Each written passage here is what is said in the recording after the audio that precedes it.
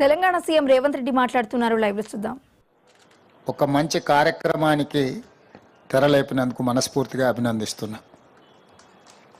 మిత్రులారా, డిసెంబర్ 3, 2023 నాడు ఫలితాలు వచ్చిన తర్వాత డిసెంబర్ 7, 2023 నాడు ఎల్బీ స్టేడియంలో ప్రమాణ స్వీకారం నిర్వహించి డిసెంబర్ 9, 2023 నాడు ఇదే ప్రాంగణంలో తెలంగాణ రాష్ట్రంలో ఉన్న సోదరీమణులకు అందరికీ కూడా ఆర్టీసీలో ఉచిత బస్సు ప్రయాణాన్ని, అదేవిధంగా పేదలకు ఆనాడు డాక్టర్ వైఎస్ రాజశేఖర రెడ్డి గారు ముఖ్యమంత్రిగా ఉన్నప్పుడు ప్రారంభించిన రాజీవ్ ఆరోగ్యశ్రీ పథకాన్ని 10 లక్షల రూపాయలు పేదల వైద్యానికి అందించే విధంగా ప్రభుత్వం ఏర్పాటు చేసిన 48 గంటల్లోనే ఈ ప్రాంగణంలో మనం ప్రారంభించుకున్నాం. ఆ తర్వాత నిరుద్యోగ సమస్య కావచ్చు, రైతు రుణమాఫీ కావచ్చు, రైతు భరోసా కావచ్చు, గృహ జ్యోతి కావచ్చు, ఈ రకంగా ఎన్నికల సందర్భంగా మనం ఇచ్చిన హామీలను ఒకటొక్కటిగా అమలు చేస్తూ తెలంగాణ రైతాంగానికి, తెలంగాణ మహిళా సోదరీమణులకు, తెలంగాణ నిరుద్యోగ యువతకు, విద్యార్థులకు ఒక స్ఫూర్తినిస్తూ ఒక మంచి పరిపాలన అందించే ప్రయత్నం చేస్తున్నాం.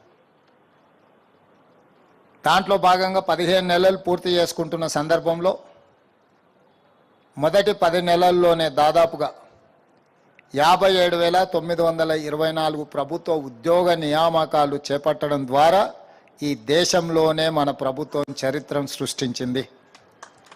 స్వతంత్రం వచ్చినప్పటి నుంచి కూడా ఏ రాష్ట్రంలో ఏ ప్రభుత్వం మొదటి సంవత్సరంలోనే 57,924 ప్రభుత్వ ఉద్యోగ నియామకాలు చేపట్టలేదు.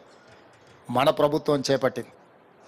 అదేవిధంగా రైతులకు 25,35,000 మంది రైతులకు 20,617 కోట్ల రూపాయల రుణమాఫీ చేయడం ద్వారా ఈ దేశ వెన్నెముకైన రైతాంగాన్ని అప్పుల ఊబిలో నుండి బయటికి తీసి ఆత్మస్థైర్యంతో నిలబడే విధంగా మనం కార్యాచరణ తీసుకొని ముందుకు వెళ్ళినాం. ఆడబిడ్డలు దాదాపుగా 150 కోట్ల బస్సు ట్రిప్లను ఈనాటికి పూర్తి చేసుకొని 5,005 కోట్ల రూపాయలు ఆడబిడ్డల బస్సు ఉచిత ప్రయాణానికి రాష్ట్ర ప్రభుత్వం నిధులను కేటాయించి ఆడబిడ్డలకు అండగా నిలబడ్డాం. ఇదే కాకుండా దాదాపుగా 200 యూనిట్లు ఉచిత కరెంటు పేదవాళ్ళ ఇళ్లకు ఇవ్వాలని గృహజ్యోతి పథకం ద్వారా ఏదైతే హామీ ఇచ్చినామో ఈనాడు 50 లక్షల కుటుంబాలు ఈ పథకాన్ని సద్వినియోగం చేసుకుంటున్నాయి.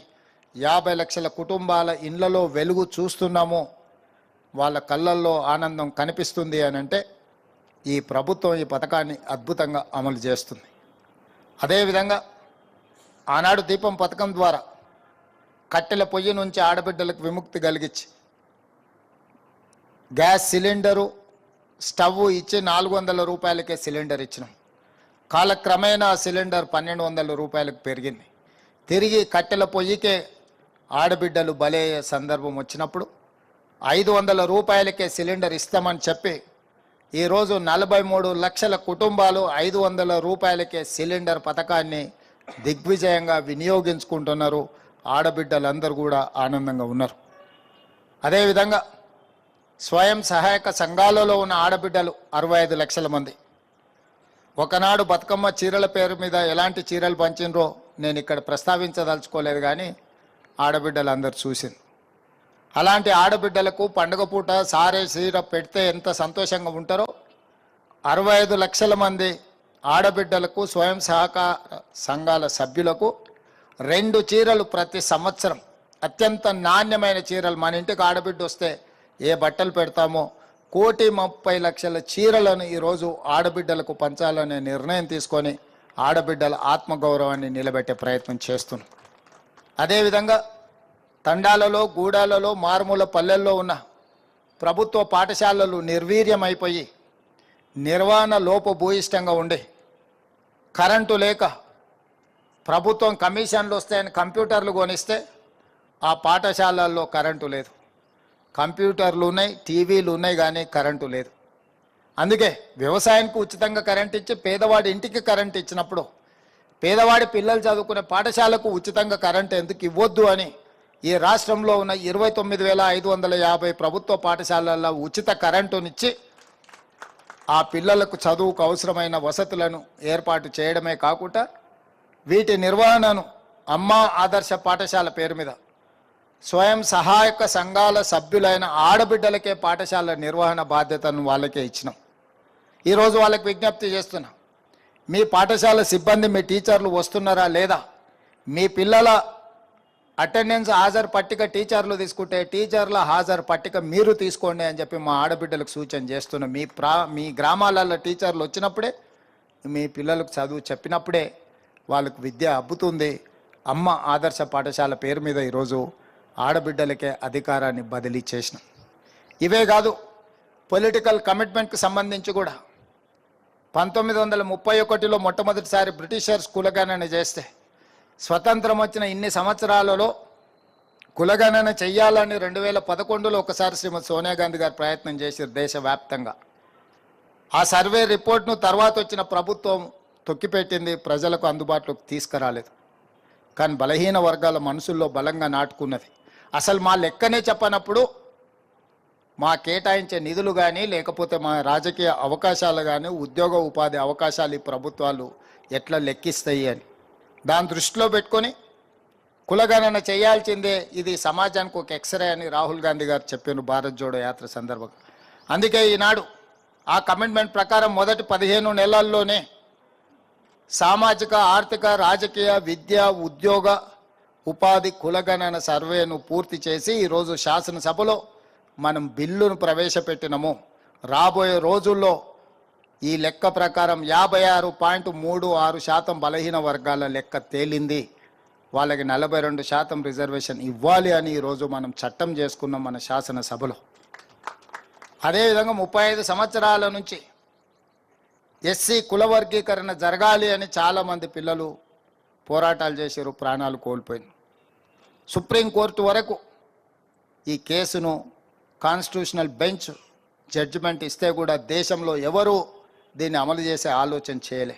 మొట్టమొదటిసారి తెలంగాణ రాష్ట్ర ప్రభుత్వం ఎస్సీ కుల వర్గీకరణ చేసి కులాల ప్రాతిపదికన సింగిల్ కమిషన్ చైర్మన్ ఇచ్చిన రికమెండేషన్ని ఆమోదం చేసుకొని ఈరోజు బిల్లు రూపంలో సభ ముందుకు తీసుకొచ్చినాం. రేపు ఆ బిల్లు కూడా ఆమోదం జరగబోతుంది. మాదిగ ఉపకులాల వర్గీకరణ దశాబ్దాలుగా ఏదైతే వాయిదా పడుతూ వస్తుందో ఈరోజు చట్టబద్ధత కల్పించి ఆ సోదరులని హక్కును చేర్చుకునే ప్రయత్నం చేస్తున్నాం. ఇవన్నీ పరిపాలనలో ఒకటొకటిగా పరిష్కరించుకుంటూ వచ్చినాం. గతంలో నచ్చితే నజరానా, నచ్చకపోతే జుర్మానా విధానం ఉండే.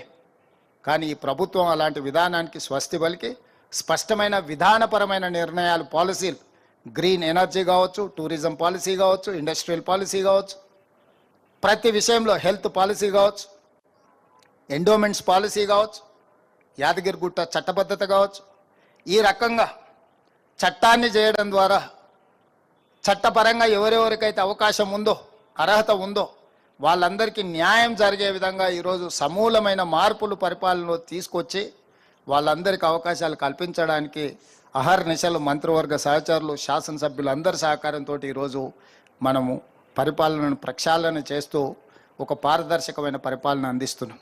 ఇంతకుముందే కూనంనేని సాంబశివరావు గారు చెప్పారు, గతంలో ఎప్పుడు జరగని విధంగా 5 మంది శాసన మండలి సభ్యులు ఈరోజు ఎస్సీ ఎస్టీ బలహీన వర్గాలకు సంబంధించిన వాళ్ళు చట్టసభలకు వచ్చిండ్రు అంటే కులగణన చేయడం ద్వారా ఈరోజు వాళ్ళల్లో వచ్చిన చైతన్యాన్ని గమనించే రాజకీయ పార్టీలందరూ కూడా ఎస్సీ ఎస్టీ బలహీన వర్గాలకు అవకాశాన్ని ఇచ్చి చట్టసభలకు వాళ్ళు పంపించారు. ఇది తొలి అడుగు మాత్రమే. ఇది సరిపోయిందని నేను అనడం లేదు. నిధులు కావచ్చు, ఉద్యోగాలు కావచ్చు, ఉపాధి కావచ్చు. ఇక ఉపాధికి వస్తే చాలా ఇబ్బందులు ఉన్నాయి ఆర్థికంగా. మీ అందరికి పదే నేను చెప్తున్నా, వేసిన అంచనాలు ఒకటి, వచ్చిన ఆదాయం ఇంకొకటి, ఉన్న అప్పులు వేరొకటి. అంచనాలు తప్పినాయి, ఆదాయం తగ్గింది, అప్పులు అడ్డగోలుగా పెరిగిపోయినాయి. అయినా ధైర్యం ఏం కోల్పోలేదు. వాస్తవాలను ప్రజలకు వివరిస్తున్నాం. మీడియా మిత్రుల సహకారం కోరుకుంటున్నాం. ఎన్ని రోజులు అబద్ధాల పునాదుల మీద ఈ ప్రభుత్వాన్ని నడుపుతాం? అప్పులు భారమై కుంగిపోతున్నప్పుడు, ప్రజలకు ఆర్థిక వెసులుబాటు కలగనప్పుడు ఇంకెంతకాలం అబద్ధాలు చెప్పాలి, చట్టసభలను మభ్యపెట్టాలని నేను అడుగుతున్నా. అందుకే వాస్తవాలను వివరించను, భవిష్యత్ కార్యాచరణ నిర్ణయించుకున్నాం, దుబారా తగ్గించినాం. గతంలో ఎట్లా నడిపినారు, గతంలో వచ్చిన ఏడికి పోయిందంటే అవన్నీ బడ్జెట్లో బట్టి విక్రమార్క గారు చెప్తారు.